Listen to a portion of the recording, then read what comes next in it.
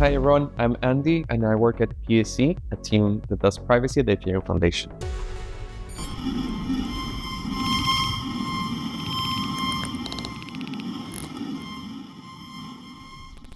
Okay, Andy, hi. Thanks for coming. Hey Peter. Hi, people. For people who don't know who you are, can you tell a bit about yourself? Yeah. What do you do? Sure. So I'm Andy. I work at PSE. PSE is the team within the Ethereum Foundation who is in charge of more focus on the privacy on Ethereum, especially in the app layer where we touch other parts of the stack soon. PSE is Privacy Stewards of Ethereum. Yes. Yeah, just to explain. That's what it stands for. Can you expand a bit on that, how it merged actually? Right. So it's actually like an older team within the Ethereum Foundation. It was called differently before. PSE used to stand for Privacy and Scaling Explorations. And it was a team started by Barry Whitehead, like an OG, like DAO hack, like white hat hacker. It's like very, very interesting. And he would just kept doing really interesting experiments, especially on these very new thing field called snarks and CK snarks back in 2019 or 2017. So wow, that's super early. That's super early. And basically Vitalik, the app, started funding him, and then eventually in 2019 officially, if I remember the dates correctly, it was established as a team part of the Ethereum Foundation. Yeah. So the main mandate was explore this new technology and what thing can it unlock within Ethereum. So it was a much more R&D experimental team versus what we're doing right now. But in that, this came the first rollup. It was one of the first came with Barry ideas. One of the first identity protocols, Semaphore. PSE helped kickstarted the whole CK TLS space with TLSNotary. The first zkVM kind of project, not production, but a community project started there. And there are a few other examples. It's just I think it was actually very impactful, and gave grants and supported a bunch of other key infrastructure technologies. But of course, thankfully the space has expanded. There's a lot more teams. There's a lot of expertise and investment. So now we have shifted, especially this year, into more problem first in privacy instead of exploration and scaling and other type of things. So yeah, it just feels good to be more focused, but there's a long history about this team and how it has evolved. Yeah, that's impressive. I didn't know that. But my question is why and how it transformed from R&D, which is wide, to just really privacy focused. Yeah. So I'll still say we're a research and development team, but we now do some other stuff more coordination, more ecosystem, I guess, collaboration. And the reason is twofold. One is the space has matured a lot more, right? There's much bigger teams, much better funded. There are validated use cases for CK, both on the scaling and the privacy side. There's new technologies coming out NPC, APG. So we're for the last year, 2024, we're just scratching our heads trying to find where's the place for this team within the ecosystem. And we said there wasn't a team within the Ethereum Foundation 100% focused on privacy. And privacy is one of the core values of Ethereum. It's an enabler for freedom, decentralization, censorship resistance, so many other things. And it's also a critical point for adoption, both for retail, which most people don't know, but we need privacy, stable coin, DeFi, everything that you do, you need privacy. Otherwise, we're building an awful surveillance machine. And we also, even institutions were demanding this. So I feel it's a good inflection point for Ethereum Foundation to double down on privacy. And it was just a clear, nice opportunity transition for PHC to focus on the problems and the needs first instead of just exploring technology. And do you remember when was the point when you realized, not you personally, but Ethereum Foundation, that privacy is something we should go for? Yeah. I think it has always been in the line.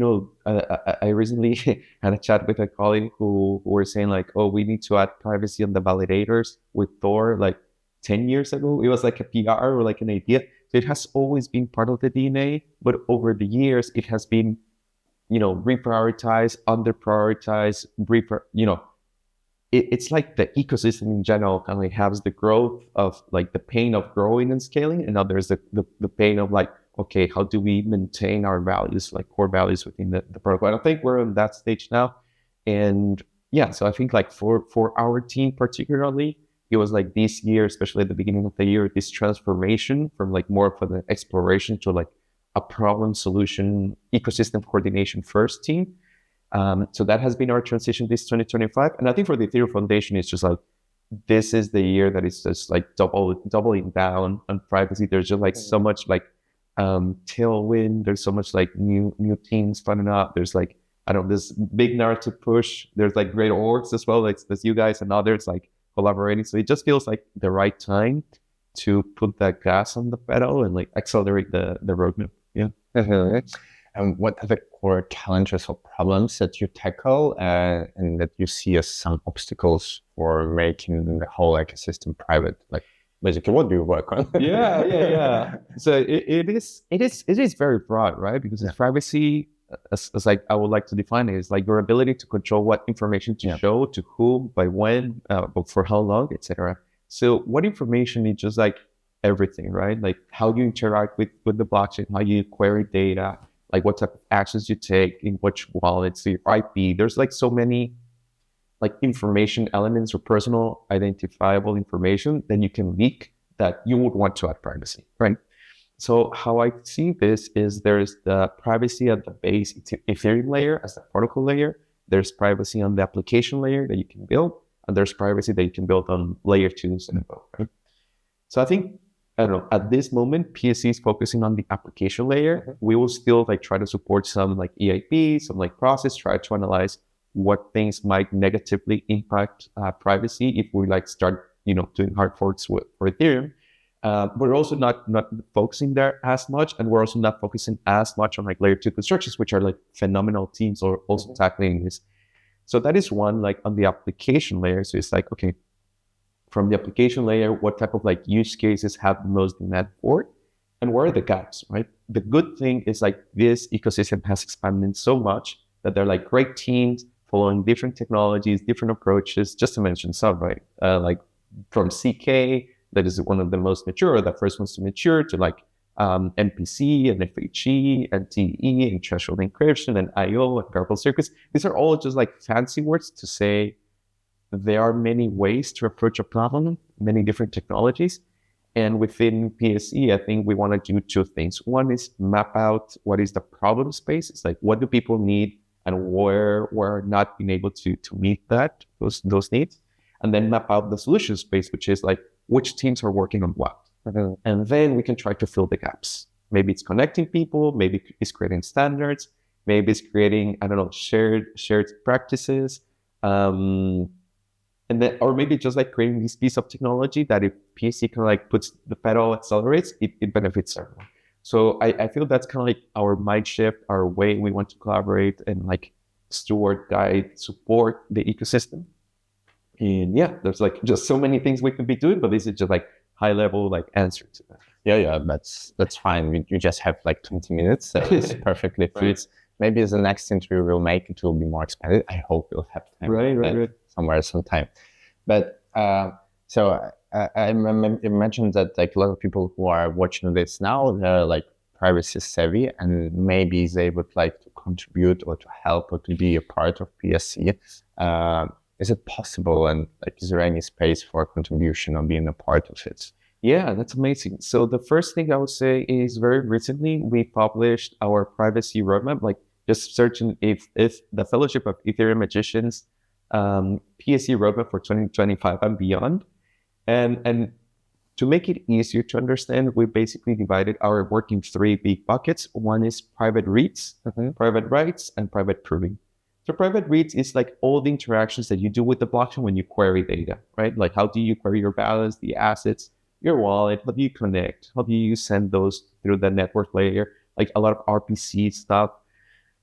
So there's a lot of work to be done there. The other one is private writes, which is like for when you're doing actions, how do you maintain privacy there? And those are things like transfers, right? Like I want to send ETH or like an ERC20 token or whatever. Or you want to voting, or I want to do DeFi, or I want to do, swapping, lending, auctions, whatever, social. There's just so many elements of like acting on the blockchain. And the other one is private proving, which is like all the things that support these interactions. Like, how do you take data from Web2 and maintain privacy? How do you accelerate that proving? How do you like just benchmark what is like the technologies that exist here? How do you do development? So we have basically this roadmap, these 3 columns or buckets. And the goal is to work with the community to find where are the gaps, where are people working already? How can we accelerate their development or our development in space development? So yeah, definitely looking a lot of people to kind of like read this. They're like more specific, action items that we can take, like, oh, we want to accelerate client-side proving, like which teams are building this and like where are the gaps? Maybe we need more GPU acceleration on Android. So like, who has this skill set? Or maybe we need, I don't know, more awareness. Maybe we need to clearly map out like what is the trade-offs between these different technologies. So like there's like so much work to do and so many people who have the right skills, the right minds and the right values. So maybe it's just like posting like, hey, come and chat. And the next step will be to create working groups. Just, build an open channel chat forum where like you work with a couple of people from PSE and from the rest of the ecosystem to really tackle this problem by this date.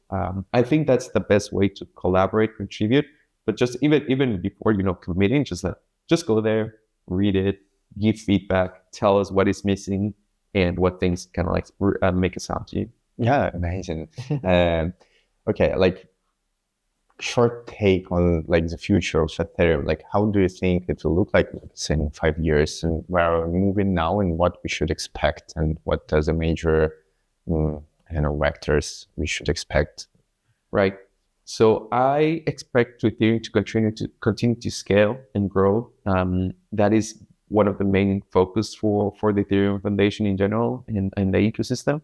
The other one is to really tackle the problem of interoperability and just making sure like the layer 2s and all the layer 3s and everything like feels like one Ethereum, and have like great UX, great privacy.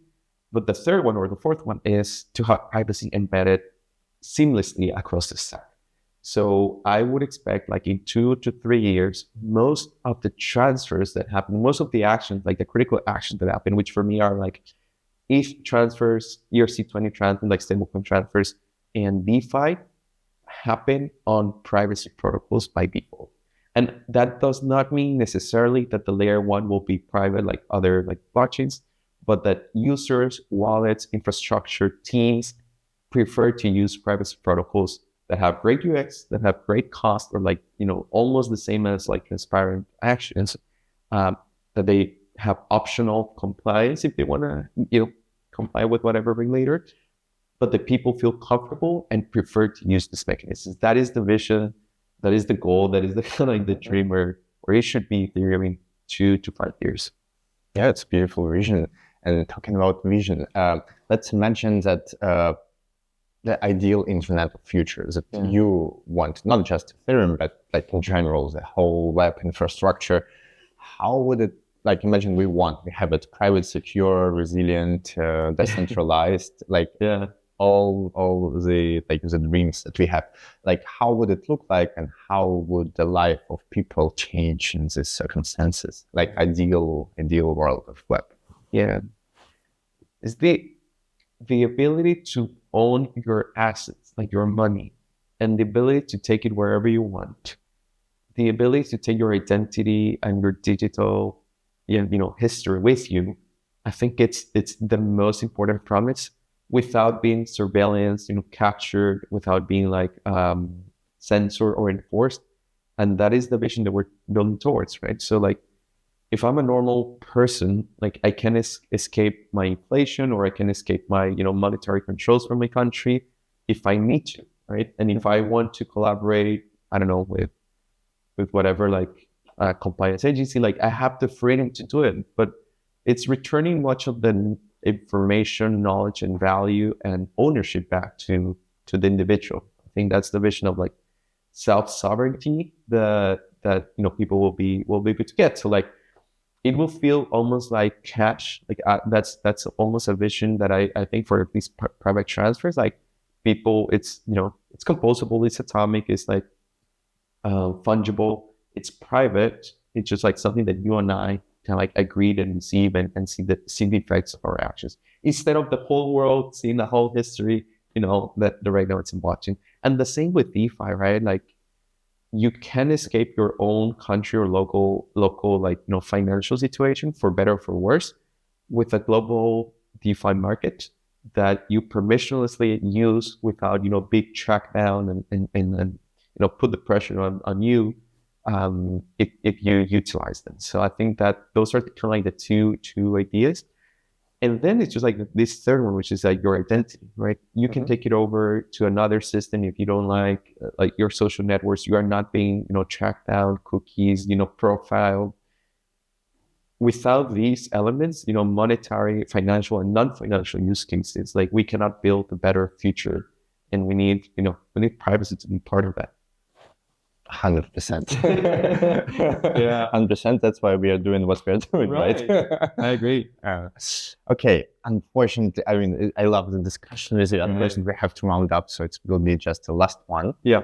I wanted to ask your vision on cypherpunk, because it's like this term is getting like hyped back. Yeah. But I feel it's very different now from like the 80s when it's emerged. So how do you feel cypherpunk now? What does it mean to be a cypherpunk now? Yeah.